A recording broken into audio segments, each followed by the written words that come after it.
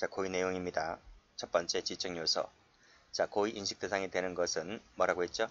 객관적 구성 요건 요소를 인식해야 된다라고 그랬죠. 그래서 객관적 구성 요건 요소에 해당되는 것이 주체, 객체, 행위, 결과, 인과관계, 수단, 방법, 행위 상황들, 가중적 요소, 감경적 요소, 그리고 9번하고 10번은 비교 잘 하셔야 됩니다. 9번하고 10번은 밑에 부분과 비교하셔야 되는데 여기서 구체적 연범이죠. 그리고 결과적 가중범위에 있어서 기본범죄 동그라미 치시고, 자, 시험은 어떻게 나오냐면 주체, 객체, 행위, 결과, 이게 시험 나오는 것이 아니고 그 예가 나옵니다. 다시 한번 제가 맨 앞에서도 노래 불렀듯이 여러분들도 이제는 어느 정도 암기가 되어 있을 것 같은데, 주체, 객체, 행위, 결과, 인과관계, 수단, 방법, 상황, 가중적, 감경적, 8번은 몰라도 되고, 구체적, 기본범죄. 자, 그리고 시험은 그 예가 나온다고요. 주체에 관련된 예, 진정신분범에 있어서의 신분, 주체죠. 그 예가 수뢰죄에 있어서 공무원, 위증죄에 있어서 증인들, 이런 것이 이제 주체이기 때문에 나는 이런 범죄 행위를 할 때 이런 신분이 있다는 것을 인식해야만 됩니다. 객체 관련해서 사람이라든지 타인 재물이라든지 결과 나와 있죠. 행위나 결과, 사망, 상해 이런 것들. 인과관계는 대체적으로 본질적인 것만을 인식하면 족합니다. 100% 모든 과정을 인식할 필요는 없고 대충 본질적인 것만 인식하면 족하다고 보는 것이 다수설이죠. 자, 수단 방법에서는 사기죄에서 기망, 공갈죄의 공갈, 특수폭행죄에 있어서 위험한 물건을 휴대한다는 부분, 이런 것들 다 인식 대상이 됩니다. 상황을 보면 명예훼손죄는 공연성, 진화방해죄는 화재가 났을 때, 야간주거 침입절도죄에서는 야간에, 즉 해가 졌다, 껌껌하다 이런 부분을 인식하고 절도하는 거죠. 그리고 가중적, 감경적에 해당되는 것들이 직계존속, 영아 이런 것들이 해당되고요. 구체적 연범, 우리 방아죄 할 때 배웠잖아요. 자, 요 9번을 볼 텐데 9번 노트 한번 펴봅니다. 노트를 펴보면 제가 이거 필기해드린 적이 있었죠. 164, 165, 166, 12, 167, 12. 그쵸? 제가 가운데를 이렇게 끊어버렸잖아요. 그랬을 때 위에 것 3가지, 밑에 것 3가지. 위에 것 3가지는 추상적 연범, 밑에 것은 구체적 연범. 그쵸? 제가 어떤 164, 165, 166이 뭔지는 굳이 필기 안 해도 아시겠죠? 앞에 다 필기가 되어 있으니까요.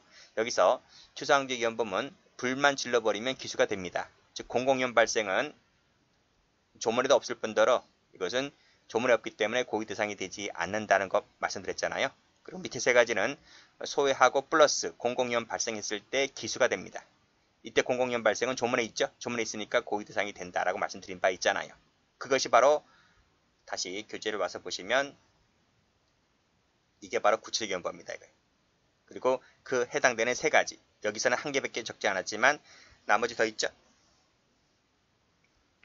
자, 반면에 쭉 내려오시면 비교되는 것이 밑에 9번하고 10번입니다. 그랬을 때 추상적 연범은 고의 대상이 되지를 않는다. 164, 165, 166조 1항 3가지. 여기서는 1개밖에 없지만. 그쵸? 정리하시고. 그리고 이제 볼 것이 결과적 가중범인데, 자, 다시 노트 펴보세요. 자, 노트 펴보시면 결과적 가중범도 다음 시간에 배웁니다. 이 결과적 가중범은 기본범죄 플러스 중앙결과로 이루어져 있는데, 이때 이 기본범죄만 고의 대상이 됩니다. 중앙결과는 고의 대상이 되지 않고, 자, 예를 볼게요. A가 상해죄의 고의로 상해 고의입니다. 칼로 찔렀는데 B가 상해를 당했어요. 근데 얼마 있다 죽습니다. 예견치 못하게. 일이 커졌죠. 그래서 이 A 죄책은 상해치사죄라는 결과적 가중범이 돼버리죠. 이때 칼로 찌를 당시에 상해죄의 고의만 있으면 됩니다. 상해죄, 즉 기본범죄에 대한 고의만 있으면 되는 것이지, 이 중앙결과는 이게 중앙결과거든요. 중앙결과는 고의 대상이 되지를 않습니다. 이 부분에 대해서는 예견만 하면 족하다. 예견이라는 것은 이제 과실과 같은 개념이거든요. 예견만 하면 족한 것이지 이건 고의 대상이 되지를 않습니다. 만약에 고의 대상이 되면 살인죄가 돼버려. 결과적 가중범이 되는 것이 아니라 살인죄가 돼버린다고요. 그래서 이 부분은 인식 대상이 되는 것이 아니다. 인식 대상은 기본 범죄밖에 없다는 거예요. 다시 오시면 여기 보시면 기본 범죄만 고의 대상이 되는 것이지 밑에 중한 결과는 고의 대상이 되지를 않습니다. 그래서 폭행치사죄라는 결과적 가정범위에 있어서 요 사망이라는 것이 바로 뭐죠? 중한 결과죠. 중한 결과는 고의 대상이 되지를 않는다는 것 다 기출입니다. 그래서 특히 조심할 것이 여러분들 이 부분 알아두시고 올라가서 이 부분하고 이 부분은 고의 대상이 된다. 이렇게 정리해 두시면 됩니다. 자, 됐죠? 자, 다시 한번 보세요.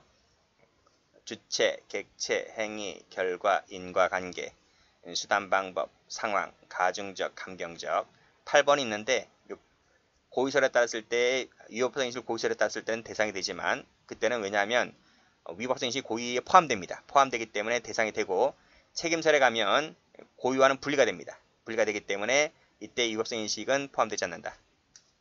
중요하지 않지만 풀긴 해드릴게요. 이때 고의와는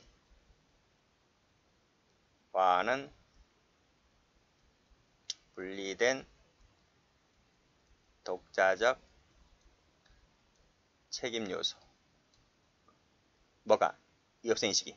그래서 따라서 고의의 인식 대상이 되지 않습니다. 그렇지만 여기는요. 이 고의설에 따르게 되면 고의 속에 밑에 고의의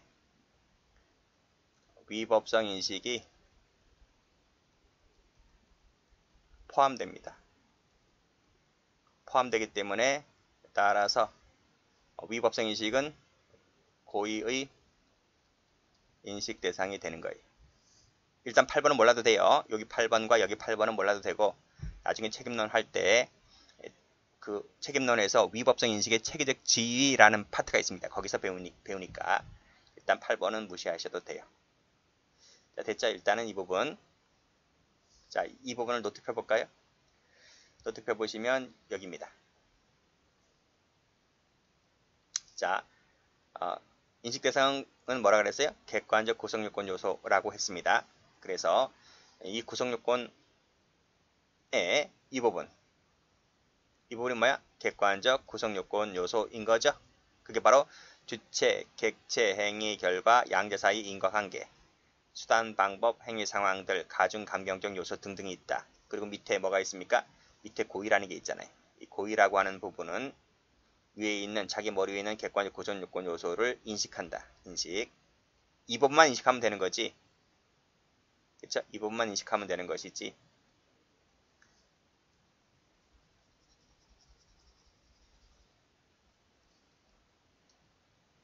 이것을 인식하는 건 아니죠. 위법성 있는 거, 책임이 있는 거, 처벌 조건에 해당되는 거, 소추 조건에 해당되는 것은 인식 대상이 되지 않는다. 그쵸? 그리고 또 상습성, 보호법익, 형벌 법규는 법조문 얘기하는 건데 동기라든지 이런 것은 객관적 구성요건 요소가 아니에요. 인식 대상이 안 돼요. 그리고 고의는 오로지 객관적 구성요건 요소만 인식하면 되지 고의가 주관적 구성요건 요소를 인식하는 것이 아니에요. 고의, 주관적 구성요건 요소에 해당되는 것이 고의, 과실, 목적 등이 있거든요. 이런 것은 인식 대상이 되지 않는다. 오로지 인식 대상이 되는 것은 주체, 객체, 행위, 결과 이거밖에 없다는 거야. 이해되시겠죠? 그것을 제가 그림으로 그려놓은 것이고 다시 교재를 와보시면 여기입니다. 인식 대상이 되지 않는 거. 주관적, 그렇죠? 아니죠? 고의, 과실, 목적 다 배웠지? 동기도 아닙니다. 위법성 조각사에 아니라 그랬지? 이 위법성 조각사에는 객관적인 것이 있고 주관적인 것이 있거든요. 아닙니다. 대상이 책임 요소, 책임 칸에 있는 거잖아요. 처벌 조건, 소추 조건, 구성요건이 없죠. 보호법익, 형벌법규, 상습성 이건 인식 대상이 되지를 않습니다. 이런 고딕체가 나오는 것이 아니라 그 예가 나옵니다. 예가 객관적 처벌 조건, 친족 상대로의 친족이라든지 고소라든지 반의사 불벌죄에 있어서 피해자 의사라든지 이런 사례가 나와. 이런 사례가. 그래서 이런 것들을 정리를 해두시고 그리고 추상적 위헌범 해당되는 방화제 3가지 정리해두시고 자 자세한 것은 문제집을 통해서 구체화시키셔야 됩니다. 자, 됐고요. 자, 인식의 내용을 볼게요. 자, 이 부분도 우리 저 앞에서 한 적이 있습니다. 사실의 인식이 있고 의미 인식이 있었다라고 말씀드렸죠. 자, 다시 노트 펴볼게요.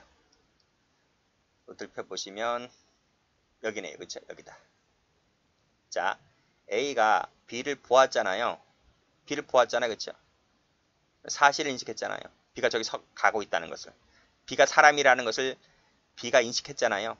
이게 사실 인식이야. 만약에 이 B를 잘못 보잖아요. B를 C로 봤다는 거야. C를 D로 봤고. 그러니까 사람을 잘못 본 거야.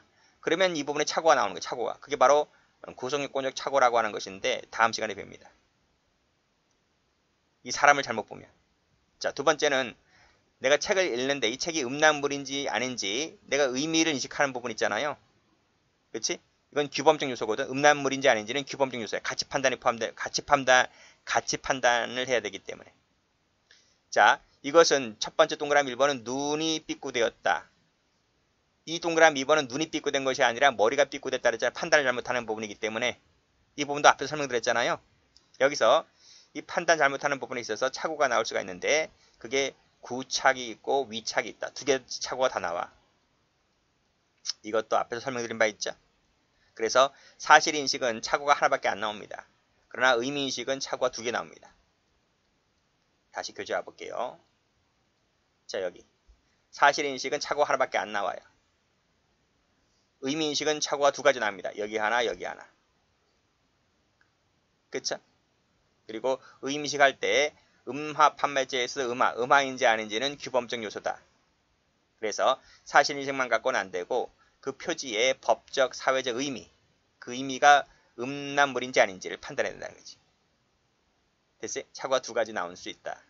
그리고 구착이라고 한다면 13조로 풀지만 위법성 착오라고 하면 16조로 풀어요. 이것 부분은 지금도 어렵지만 나중에 구성요건 착오, 금착오 배울 때 저절로 배우는 것이라서 이 조문이 해당되는 부분은 그때 가서 다시 한번 보시면 되고. 자, 일단은 사실 착오는 하나, 의미 착오는 두 개 각각이 나온다. 이렇게 이 정도만 보시면 되겠습니다. 자, 그러면 관련 판례를 좀 볼까요? 자, 중요한 판례들입니다. 갑은 상습절도 전과가 있는 자로서 을에게서 고양이 한 마리를 빌렸다가 잃어버렸다. 그러니까 이 사람이 고양이를 이제 찾으러 다니겠죠. 한참을 찾았는데 못 찾았어. 그러다가 우연히 병이 경영하던 평원딱집 평상 위에 있는 고양이를 보고 자기가 빌렸다가 잃어버린 고양이로 착각합니다. 고양이를 잘못 본 거지. 그쵸? 그러니까 올라가 보시면 여기 사실인식을 잘못한 거지. 그쵸? 고양이를 잘못 봤으니까. 자, 그리고 이제 몰래 러닝셔츠 속에 넣고 가다가 발각되었다. 과연 절도죄가 될 수 있을까? 절도죄가 되려면 고의가 있어야 됩니다. 다시 노트 펴볼게요. 노트 펴보시면 이 절도죄 조문인데 절도죄 법좀 읽어볼게요. 타인의 재물을 절취한 자를 절도죄로 처벌합니다. 그러면 내가 절도를 할 때 내가 타인 재물을 훔친다는 것을 내가 인식하고 훔쳐야 돼. 그래야 절도가 되는 거야. 무조건 훔친다고 해서 다 절도가 되는 것이 아니라 내가 절도를 할 때 절도죄의 고의가 있어야 되는 거야. 그 고의는 법조문에 있단 말이야. 타인의 재물을 훔친다는 부분. 자, 그러면 자, 방금 여러분 평원딱집 고양이를 읽었잖아요. 이때 이 친구가 내가 타인 재물을 훔친다는 고의가 있어요, 없어요? 여기서 뭐라 그랬습니까? 자기가 빌렸다가 잃어버린 고양이로 착각했다 그랬잖아요. 자, 다시 노트 펴볼게요. 노트 펴보면 이 평원딱집 사건이죠. 자, 일단 재물에 대한 인식이 있어요? 재물에 대한 인식은 있어요. 고양이니까. 그리고 그 고양이가 타인의 고양이입니까? 타인의 고양이 맞죠? 내가 빌린 고양이든 평원딱집 고양이든 그 내 고양이가 아니잖아요. 어쨌든 타인성도 있어요. 그래서 이 친구가 그 고양이를 가져갈 때 타인 재물에 대한 인식은 있는 거예요. 그렇지만 빌렸다가 잃어버린 고양이라고 했기 때문에 내가 훔친다는 생각은 없는 거잖아요. 그렇죠? 훔친다는 절취에 대한 생각은 없는 것이고 따라서 나는 그 도둑놈은 아니라는 거지. 그렇죠? 그래서 절도죄의 고의가 탈락되는 거예요. 절도가 되려면 타인 재물을 내가 훔친다는 바로 그놈이다. 이것을 다 인식해야 됩니다. 어느 하나라도 인식 탈락되면 고의가 안 되는 거예요. 그래서 자, 이 사건에서도 객관적으로 봤을 때는 절도로 보이지만 자세히 따져보면 고의가 아닌 거야. 절도죄가 아닌 거야. 고의가 없기 때문에. 그래서 밑에 판례 보시게 되면 타인성을 지금 잘못 인식했죠? 라고 했을 때 이것은 빌린 것이라고 지금 잘못 생각했기 때문에 절도죄의 고의가 탈락된다. 고의가 조각된다. 그래서 절도죄가 되지를 않는다는 유명한 판례입니다. 자, 기출문제 가보시면 타인성에 대한 착오는 법률 착오다. 즉 구성요건적 착오가 아닌 법률 착오라고 하는 것은 뭐다? 위법성의 착오거든요. 위법성의 착오. 인데 지금 위법성의 착오로 풀었어요? 틀렸어요. 구성요건적 착오인 거예요. 이거로 푼다 이거지. 자, 두 번째 판례. 슈퍼마켓 주인 갑은 두부를 납품받은 후 빈 상자를 수거해 가도록 슈퍼마켓 옆에 쓰레기 통 옆에 놓아두었는데 행상의 늘은 그 두부 상자를 버린 것으로 역시 착각하고 가죠. 의뢰 주책은 뭘까요? 하는 겁니다. 자, 이런 사람들 지금 서울에도 있어요. 그렇죠? 서울에도 지금 뭐 편의점이라든지 마트라든지 그 주인들이 빈 박스 많이 갖다 버리잖아요. 그러면 이제 그 할머니 할아버지들이 그 빈 박스를 이제 리어카에 싣고 가서 고물상에 팔아버리잖아요. 많이 보잖아요. 그렇게 한단 말이죠. 근데 그분들도 다 알고 있기 때문에 어떤 것이 버린지 안 버린지를 알 수 있어요. 근데 버릴 때 이런 사건 같은 경우에는 뭐 착오도 일으킬 수 있겠죠. 자, 그런 내용입니다. 자, 판례 보시면 역시 노트를 펴볼까요? 노트를 펴보시면 이 사건이잖아요. 그렇죠? 자, 지금 두부 상자니까 재물성에 대한 인식은 있잖아요. 근데 버린 것으로 알았다고 했으니까 버린 것이라고 한다면 무증물이 되는 거잖아요. 그렇죠? 타인성이 없는 거예요. 타인성이 없으니까 당연히 절취는 아닌 것이고 그리고 그런 자도 아닌 거지. 그래서 이것도 마찬가지로 고의가 탈락되는 겁니다. 됐죠? 자, 그래서 판결 내용지 보시면 버린 물건이라고 착각했다 라고 했을 때 고의가 탈락되어서 죄가 되지 않는다. 이런 얘기입니다. 자, 다음 판례.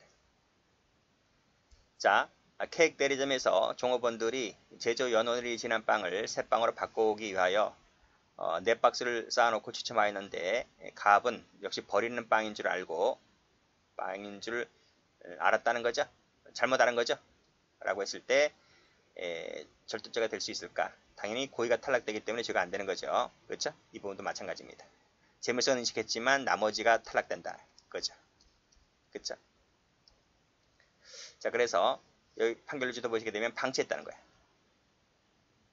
감수 조치를 취함이 없이 전품 밖에 방치했으니까 이 사람이 바로 뭐다? 포기한 물건으로, 소유권 포기한 물건으로 오인했다는 거지. 그랬을 때 고의가 탈락된다. 이렇게 보시면 되겠습니다. 이 옛날 판례들이라서 지금 이렇게 봐준 거지 지금 같은 경우는 짤 없습니다. 무조건 다 오리발 내민다고 해서 다 되는 건 아니에요.